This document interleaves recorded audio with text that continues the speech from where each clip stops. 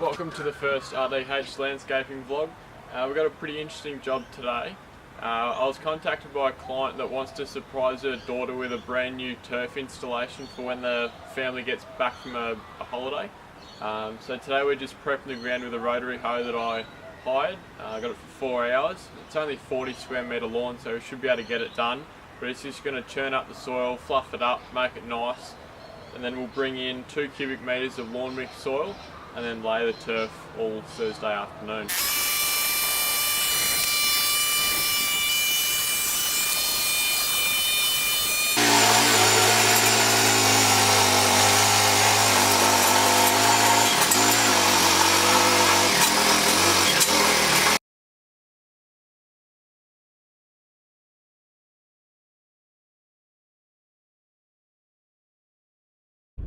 So it's 5 minutes to 7 on Thursday at our surprise turf installation job in Mooroolbark.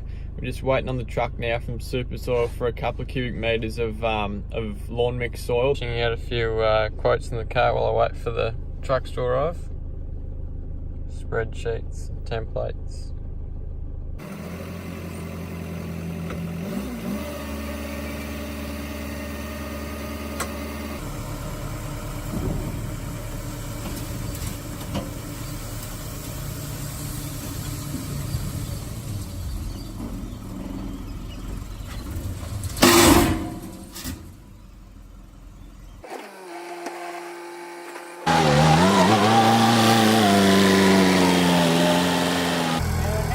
Yeah, perfect.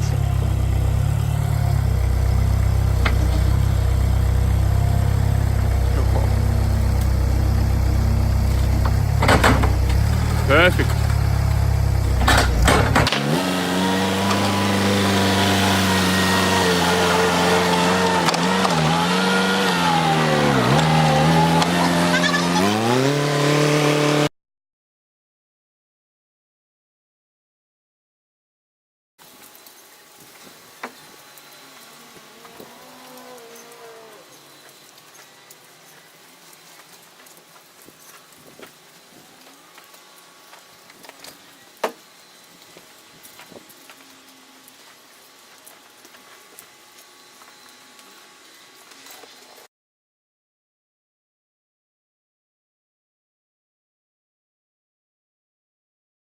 So we spread out our lawn mix that we got from Super Soil, about 2 cubic metres to cover an area of 40 square metres, so about 50 mil all the way around.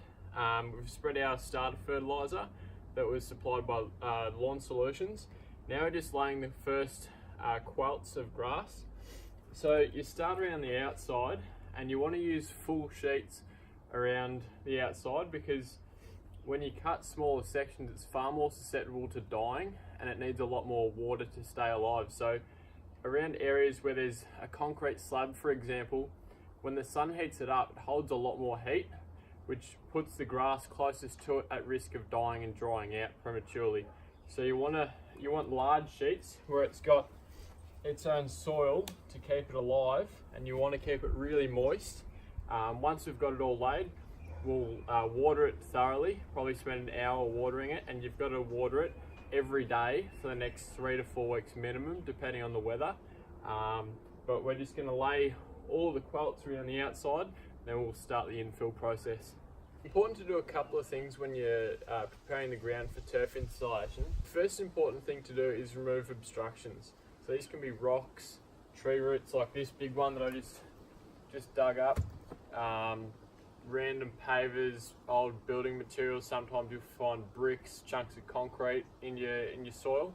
They need to be removed, otherwise the grass roots can't grow down and help the plant thrive.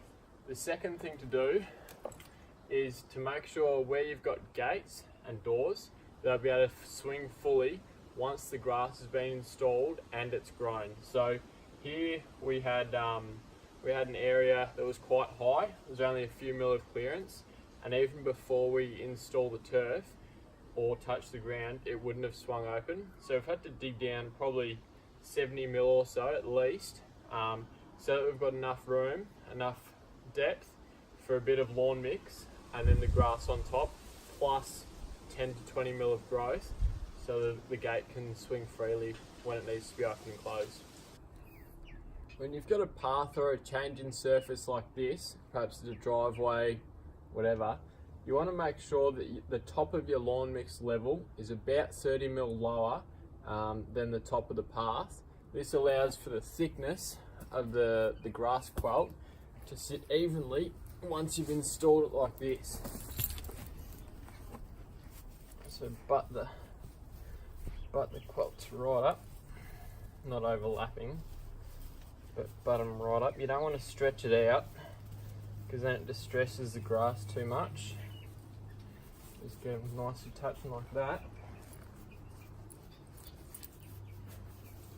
See, it sits nice and level, straight across there. We're just doing a little bit of infill along the edges there. Up the back where we have to dig down under the gate so it swings through properly. Not too much though, probably 4 square meters tops, and then we'll roll it with the lawn roller, water it, and then we'll be on to the next job. We're doing infill at the moment with the turf, and just about every shape and size lawn you're going to have to cut in and cut on angles to get everything to fit right.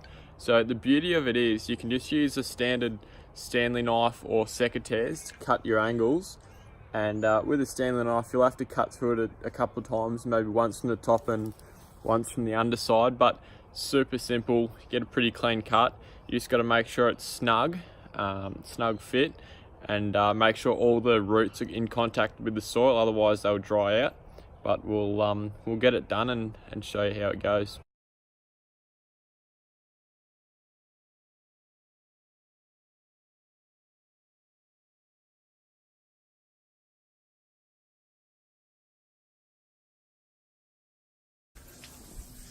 What are we doing here, Alex? Hosing down some new turf we've laid. Yeah. So you can't really water lawn too much when you've installed it for the first few weeks, because it's just been cut. It's pretty distressed, so you want to make life as easy for it as possible. We've rolled it out with a lawn roller, which just helps to make sure the grass roots are in contact with the ground underneath. Just to stop them from drying out and dying, so we give it the best chance of surviving.